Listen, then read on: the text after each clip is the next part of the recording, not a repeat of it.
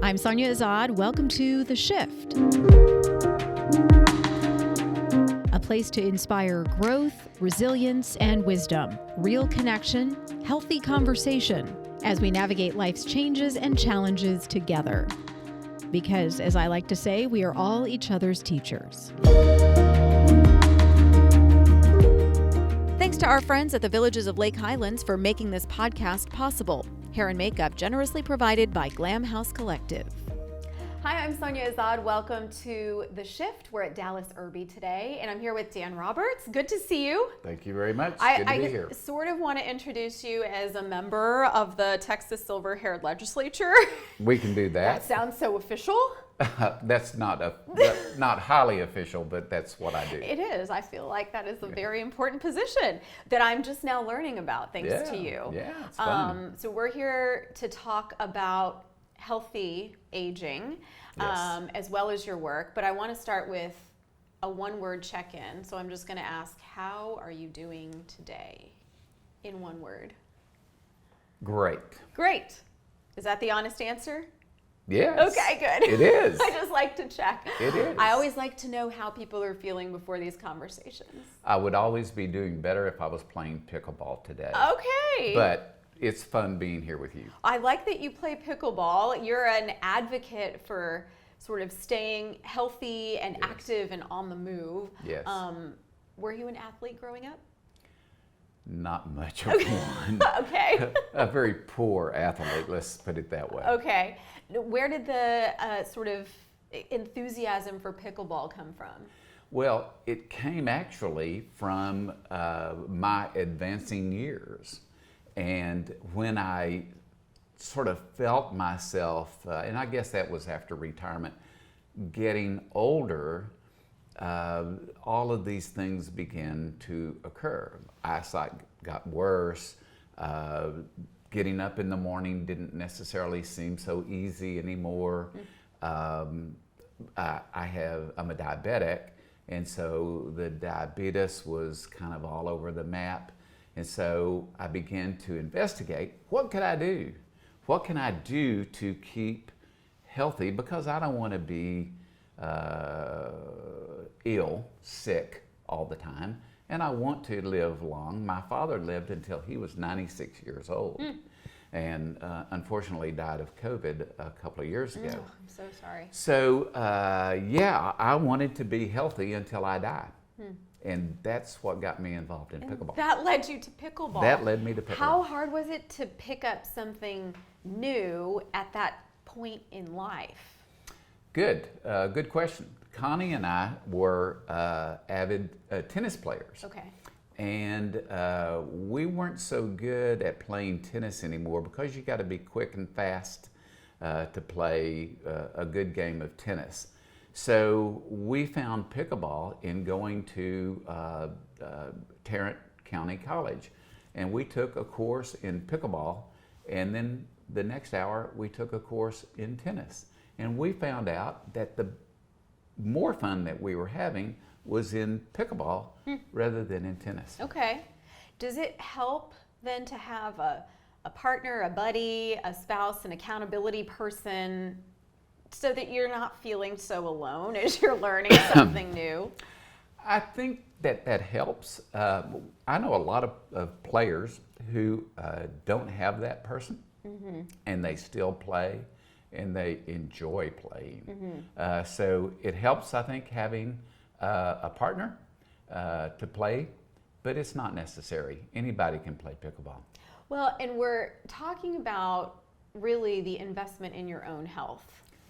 It's all about that. Yeah. 100% about that. I just think there are a lot of people in my years of reporting, or even in my years of living and with my own parents, where you kind of get in your own head like, oh, I can't do that anymore. I'm scared to fall, or I'm scared that I'll hurt myself. Right. Or how do I learn something new this kind of far into life? When truly we learn new things throughout life, right? That is right. So that feels like a mindset shift that happens to us in our later years. Would you say that's accurate? I'll go one further. what I, through my interest in Texas government, have learned that the state of Texas, nor the federal government, nor local governments are ever going to fund senior services adequately. So people, seniors, all over our state and in our cities are getting old and ill, and there's no services really there for them. And that's one of the other reasons why you should continue to stay as healthy as you can, as long as you can. So my focus was, how do I, first of all, try to stay healthy, and then how do I encourage others to stay healthy as well? And sort of drawing back to the Silver Haired Legislature, that's why I created a resolution that asked for some of the state funds that we're currently spending for other things to be spent on healthy aging programs exclusively. Now, we do healthy things in the senior citizen centers, and certainly home delivered meals are a way to deliver healthy aging product. In the senior centers, doing exercise programs, you're the best example of that I know of. Yoga activities. I mean, there's no better program for a person who may be entering that phase in their life where the muscles get tight, the bone starts to creak, than to do the things that you teach all over the world, yoga.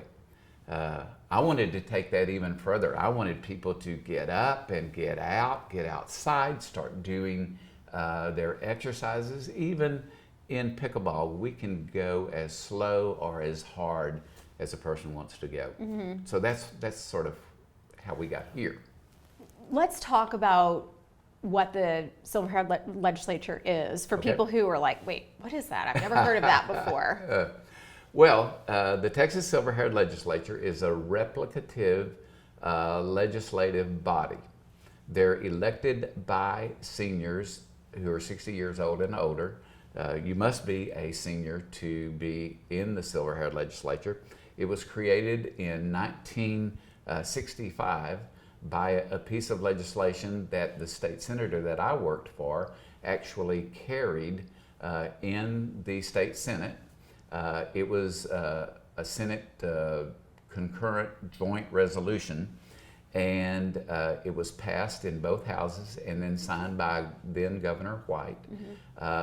The object was to create the Silver Haired Legislature and go all over the state and bring in these representatives and have them consider what is the major issues for seniors in their communities, and bring that information to the Texas legislature and ask the Texas legislature then to create legislation to affect those issues. You know, it sounds like a great idea. I'm all about it. But then at the same time, I'm like, why do we need a body of people to go to another body of people to advocate for, you know, this segment of the population that's been around, that's cared for us, that's done so much for us? Right. Is that just a product of our society? Kind of where we are as a, you know, I don't know if it's in the Western world or in the U.S. Yeah, good. That's a good question, and I wished I had an answer for that. I don't. What I do know is that senators and members of the House get to Austin, and they're so busy in the 5 months that they have to do all of the business, which includes creating a budget for 2 years for a state the size of Texas, that sometimes they lose sight of what the real issues facing me, your parents, and other seniors really are. And we may have a better idea on how to attack those issues than they might have. And if you really know the inside of the Texas legislature, you'll know that most of the work, the hard work, the grunt work, the paperwork is done by young people who are recent graduates of one of the universities, and they come to Austin, and that's where they make a name for themselves. So those are young people that we have to educate regarding what older persons' issues really are. Now you're retired.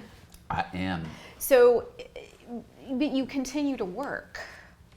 This is a lot of work, what you're describing. You could be on a beach somewhere, Dan. Oh, you're so nice to say that. How would I love to be on the beach somewhere?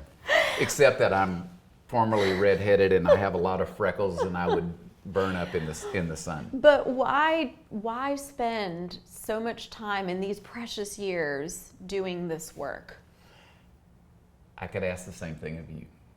Because you are spending your time and your energy doing very good things for the public. We have a need to bring information to people that we care about. And in this instance, it's seniors. I have, since we began the Silver Haired Legislature, been concerned that we are not doing enough for those people who you just mentioned, about all of the expertise that they have with them, all of the information, all of the right thinking that a senior has over the years and present in their older age. So if a senior has some sort of issue, and I can think of many, right? Housing, education, healthcare, can they contact Yes. the Silver Haired Legislature and go, hey, this is an issue in our community. Can you all help us as advocates? Yes. Is that how it works? It does. It starts with a group called the Area Agency on Aging. And all of Texas is covered by an Area Agency on Aging. The Area Agency on Aging receives money from the Older Americans Act, which is federal legislation, and it funds the states, and the states divide that money up to the Area Agencies on Aging. There's 28 of them in Texas. And they're used to be in your phone book. I don't know, I guess it's on the internet now. That shows you the my digital age. phone book. Yeah, it's on the digital phone book. And you can easily find, or fairly easily find, an Area Agency on Aging. You can contact them. The Area Agency on Aging is the organization which funds home delivered meal service providers.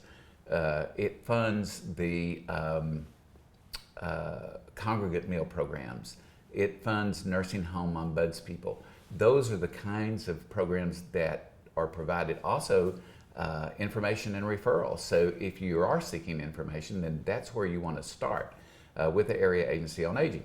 If you then want to become part of the Texas Silver Haired Legislature, then at the Area Agency on Aging, they have the information that you need to sign up and run for these positions. And we would love to have more members from all over the state.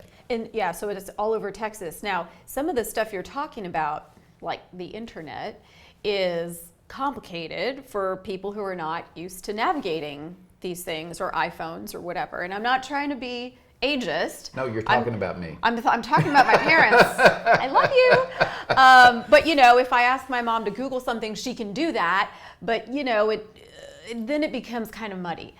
Are there simple ways to navigate some of these issues, or to get help, or to connect without having to go through the complicated technology?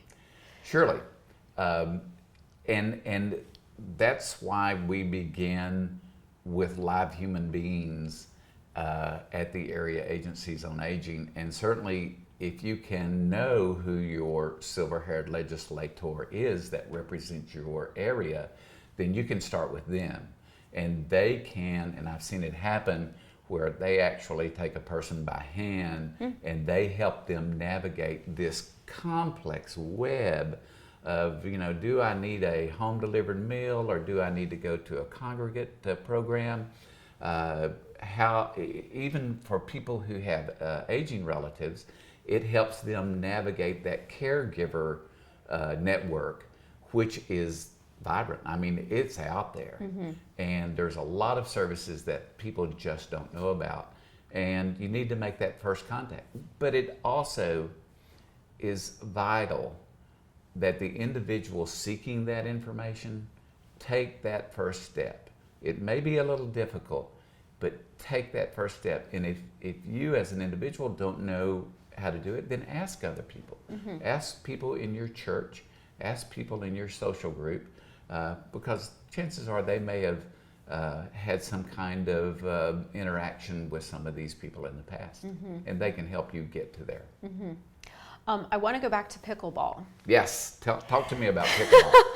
Why aren't you playing pickleball I know, today? I need to be. That's right.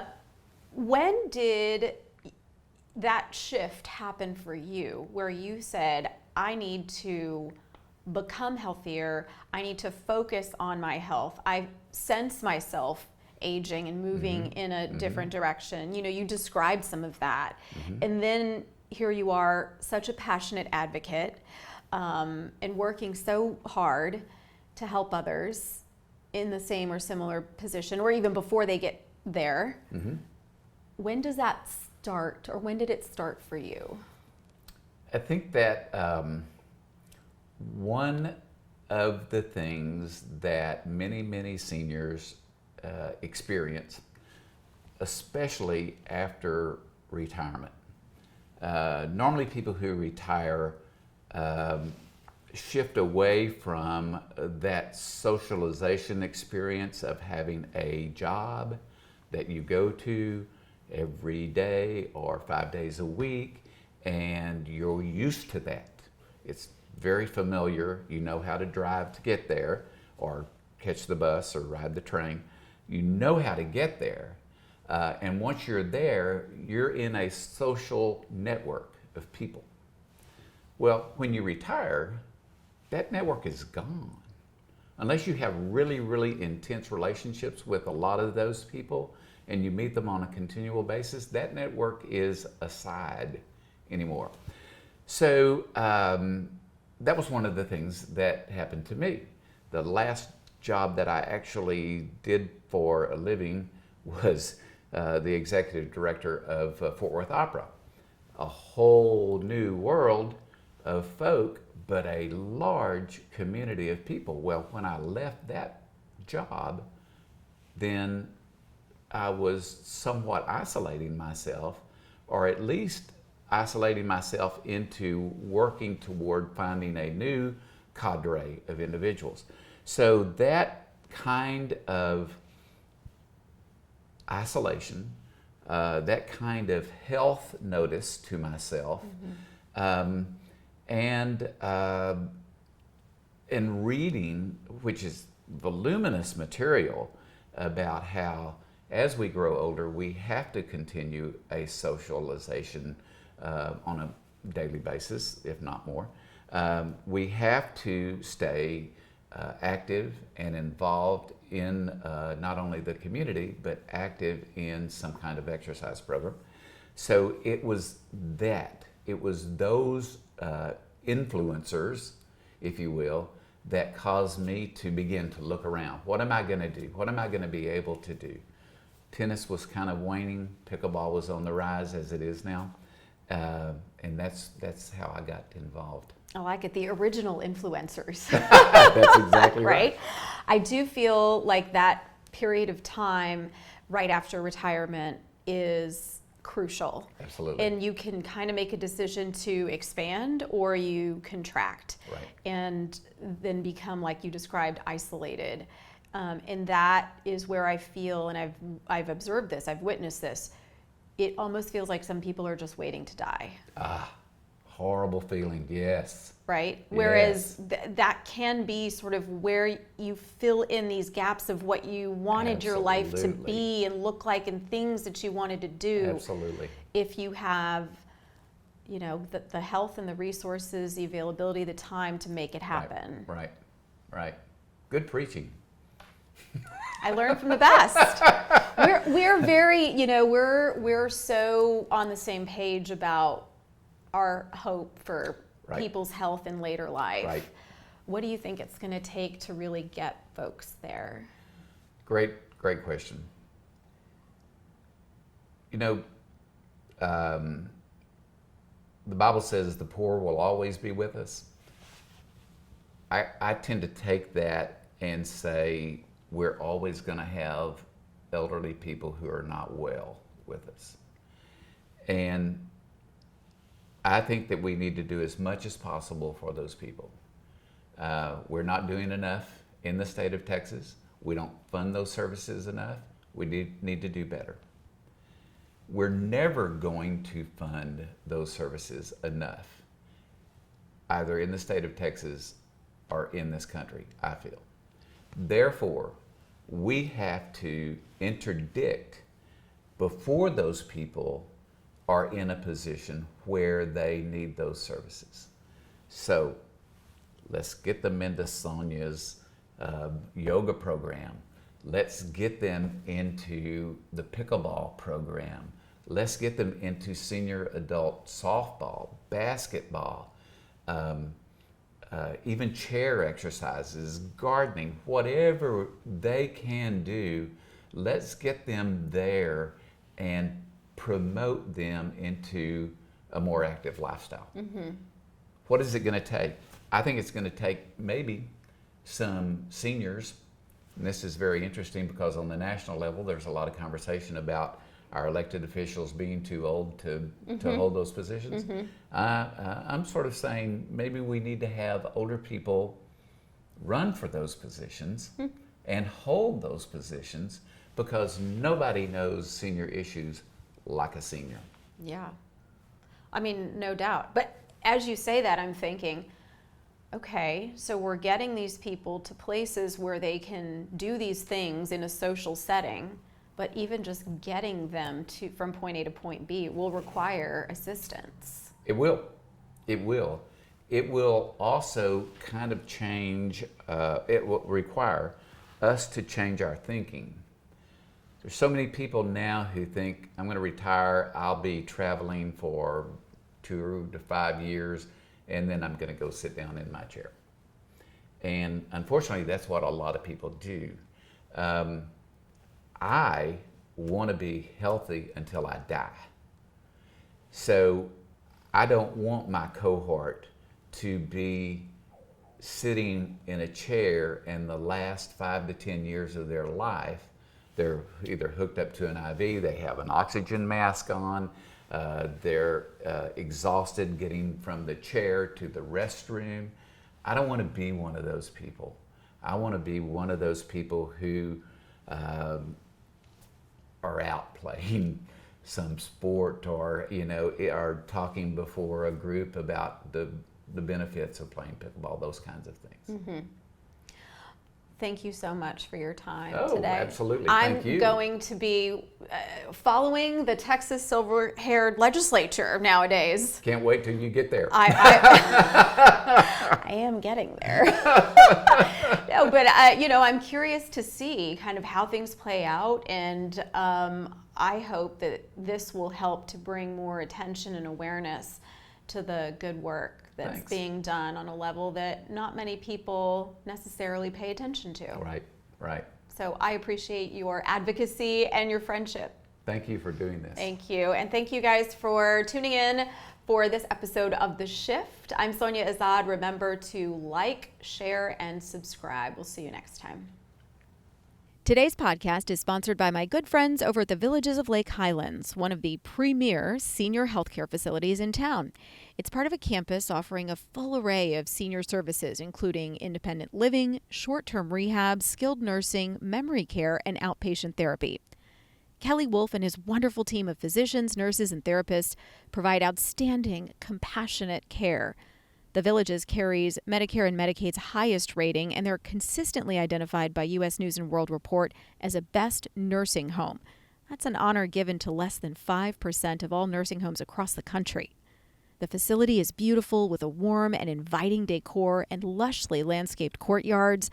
They provide tons of wonderful services, and the care is absolutely top-notch. Whether you're looking for yourself, a spouse, or a loved one, please consider Villages of Lake Highlands. You can check them out at volh.com or call 469-983-2330 to schedule a tour. And don't forget about our friends at Glam House Collective. Let's get glam.